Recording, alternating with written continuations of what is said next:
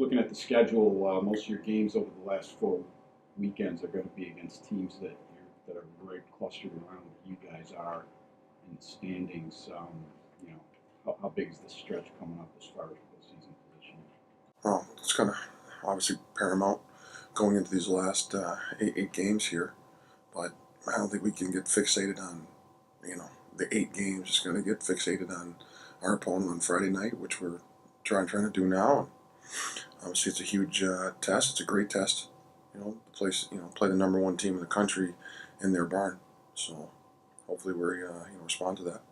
Another team with a freshman goalie who's been getting a lot of minutes this year. What have you seen out of him? He's not on the bigger side compared to your guys, for instance, but what's the scout on him? Yeah, just watching a little bit, they're not giving up many chances, so it's tough to really tell how good this kid is. But obviously he's doing the job, and it's a tough read. Just watching some of these games here, they're a very patient team. And they don't need the instant gratification that most of the teams in college hockey need. They can wait you out, and they're happy doing that. Not giving up a lot of chances, that kind of made them a typical Cornell team that you guys have seen over the years. It's kind of focused more on defense and goaltending. Yeah, they have a, I think it's underrated because people think it's just a defensive team, but they got some talented offensive players, as well, and some D that can, get up and down the sheet. So, it's a great combo they have right now. You finally were able to get Taylor Briley in the lineup Saturday. What did you see out of him, and what can you expect out of him? He's making such a late start to the season. Well, I thought he did some very nice things, and I know some things that he probably want back, which is typical of your first game, especially in that environment. So, we thought as a coaching staff that he responded well, especially, he practiced. He's been practicing a while, but you just never know until you get tossed in, and we actually thought he did a good job, and he put himself in the mix. At this point in the season, do you have to start to keep an eye on the freshmen because maybe they got a lot of games under them, especially the kids that have played a lot this year?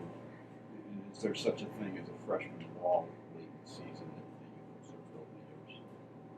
We kind of been, I think outside of maybe, Parker Fu, who's played the most games. I think they've all kind of had their chances. So they've been in and out of the lineup for obvious reasons. So I don't think there's any.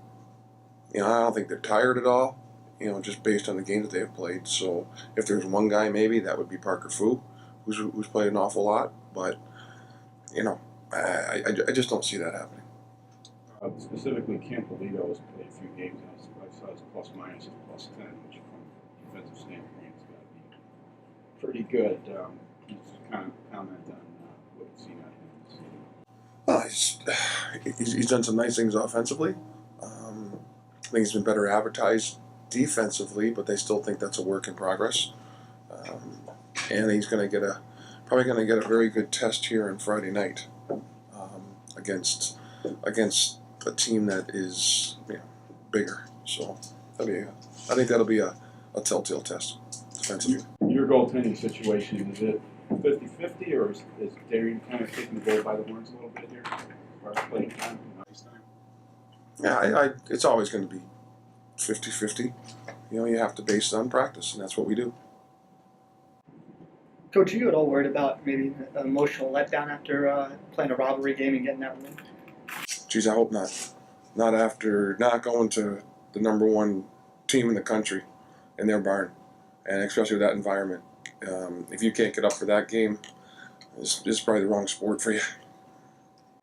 And I apologize if you already asked it, but just Cornell scouting-wise, what makes them so good? I mentioned it to Mike, is they're very patient. And they don't, I'll say it again, they don't need the instant gratification right away. And they'll wait you out. And they'll play patiently, and if it takes to the 19-minute mark of the third period to score, then that's what they'll do. And they break you down just by being patient. Coach, I apologize if you were asked this too already, and we've talked about this many times, but just how good this league is, this conference is, when you look across the board at, yourselves and some of the other teams that are just representing on the national level. Yeah, I mean, I think that's a two-horse race right now. With Cornell and Clarkson, and they've kind of proven that consistently over the course of this year. It's and I think a bunch of us are trying to keep up, and we have an opportunity, just like a few of these other teams, towards this last month of February to see if we can put ourselves in that mix. So it's a great test, but going into it, and we have our hands full, as does the rest of the league. How much of it comes down to playing a full 3 periods and making sure that your guys are that have that energy and that same fire that they have in the first couple? Yeah, it's. I think when you have a team like we do this year with the makeup, we're going to fight that all year long, and hopefully we can tail this. And every game seems to be a learning curve for us. Be it the big stage of the Mayor's Cup, you saw some good, you saw some bad. It's almost like we didn't see much, atmosphere, at Brown, and that's probably one of our best games of the year. And it's really tough to explain. On night 2, they kept it really simple, and usually on night 2, you tend to lose some details. So, if you guys can figure out this team, please let me know. Anything else? Is that the message then, Coach? Keep it simple? It's always going to be, simple. And that's just the way we like to play. And so going into this game, Cornell's a pretty simple team too. But their simple is a lot better than our simple right now. Coach, you talked about figuring out the team, but how has this year's team been different than years past? Just the level of consistency. They work hard. They really do. Just sometimes it's just not as smart. And if you want to play fast, hard, and smart, which we want to do, you kind of need that smart in there. And at times it's fun to watch when all 3 are going. But it's just, it's probably, just like I said, it's going to take all year long to see if we can get that. And if we get that, then we're going to be competing for, some trophies. For starters, looking at the last final push, the last 4 weekends, you guys are, battling for position in the standings, and you got a pretty rocky schedule the rest of the way. What are you guys hoping to pull out of the last 4 weeks? Yeah, it's like you said, it's the final push here, last month of the season, which is pretty important. Obviously, we like where we are right now in the ECAC standings, but these 8 games are obviously going to determine where we finish. So, and we know that, and it starts with Cornell on Friday. So we're looking forward for the challenge, and each game will be a battle, just like it is every night. So we're excited, and we can't wait to start this Friday. Specifically, Cornell, what kind of battle do you get out of them every time you play them? You haven't seen them this year, but last year. Yeah, it's personal for especially our class and the senior class. They've knocked us out the past 2 years in the playoffs. So and obviously they're the number 1 team right now. We're not stupid. We know that. We see that, and so knowing that it's gonna be a good challenge. Obviously, they're a very good team. They're a well-coached team, so it'll be a good challenge, and we're focused on ourselves right now, but we'll be ready to go. Rick mentioned that they're a very patient team, and they don't care if they're not up 3-0 after 2 periods or whatever. How difficult of a team are they to play against? Just because it's going to be one of those low-scoring kind of tight games. Yeah, they're always seem to be one of the best defensive teams in the country, and that does get frustrating. They're very good at taking away what you want to do, which is also frustrating as well. So that's what makes them so good. That's why they're doing so good this year. That's why they've been, contenders the last few years, especially against us. So we know that going in. Especially that's on the older guys to kind of give that experience out to the freshmen and the sophomores, and kind of just spread it out. But we know through experience, and it's going to be a good challenge, and we are very excited for it. Coach talked about keeping it simple.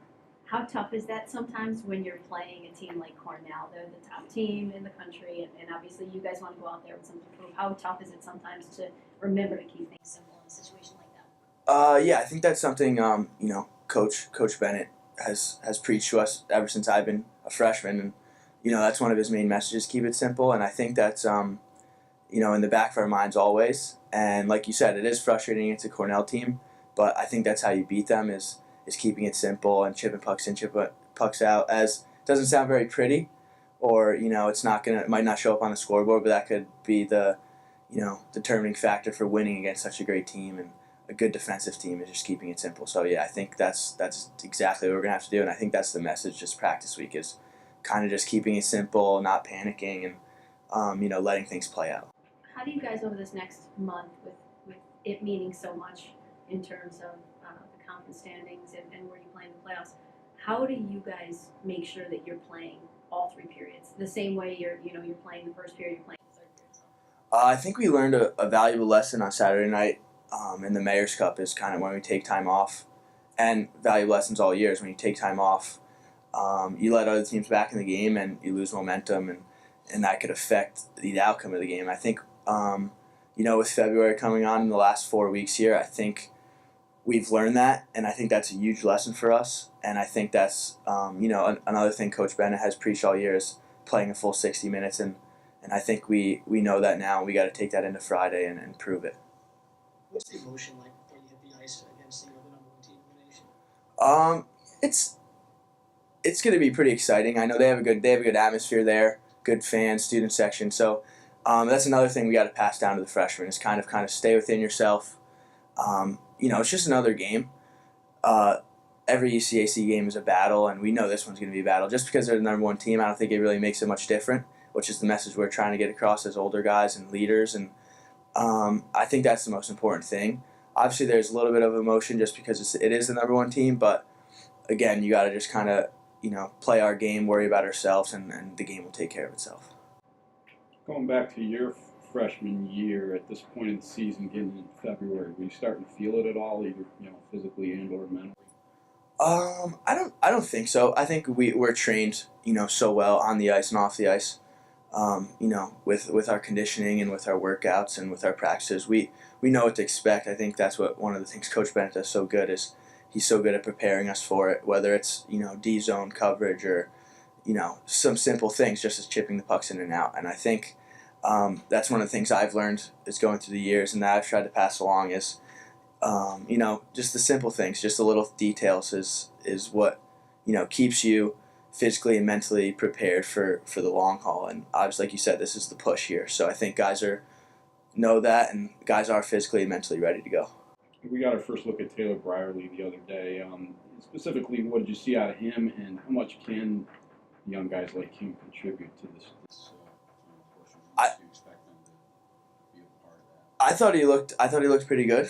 His first collegiate game. Obviously there were some nerves there, but I thought he played pretty well, and I thought that that's a pretty big stage for your first collegiate game, the Mayor's Cup. So I thought he handled himself extremely well, and it's a good start to win the Mayor's Cup in your first game. And like you said, I think that the younger guys are going to be extremely important for if we want to make a push here. Obviously, they're part of our team, and they're a huge part of our team, and we need everyone to make the push we want to push, which is to ultimately win the White Law and in the tournament. And but it starts with Friday, and I think we need everyone, including the younger guys, to do that. And everyone upstairs knows that in our locker room, and we're excited to make that push. Is Tyler Hines still on cloud nine, and how cool was it to see him get that big goal his first game of the season? I think he's coming back down, but that was an awesome moment for him and for our team. We were you could probably tell on the bench once he scored that goal that we were excited for him because all of his hard work and his preparation too has paid off, and he's an awesome team guy. So to see a guy like that kind of work hard and get into a game finally and score a goal, a big goal at that, and a nice one too. So that was awesome to see, and we're happy for him. Brendan, 8 games left in the regular season. What do you guys hope to accomplish over this final push here, especially because you're in the thick of it toward the top of the standings?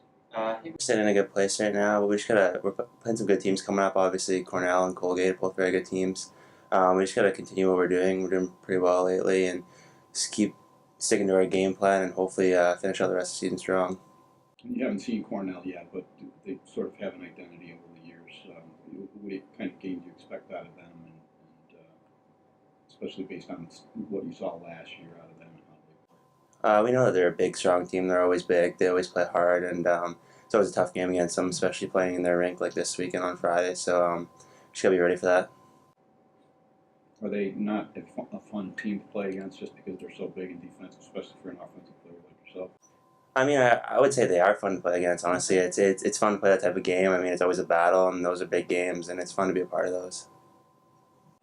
Coach had talked about making sure that you guys just keep it simple. Is it tough sometimes to remember that when you're playing a team that's so good and you guys just want to go out there and prove yourselves? I think not really. Honestly, I think that that's one of our biggest things around our team is keeping it simple, and that's when we're most effective, as Coach expresses that. And in order to be successful, that's one of our biggest themes. So we just got to keep it simple in order to be successful. You had the assist on Tyler Hines' goal the other day. How cool is that, especially for a guy who hasn't played all year?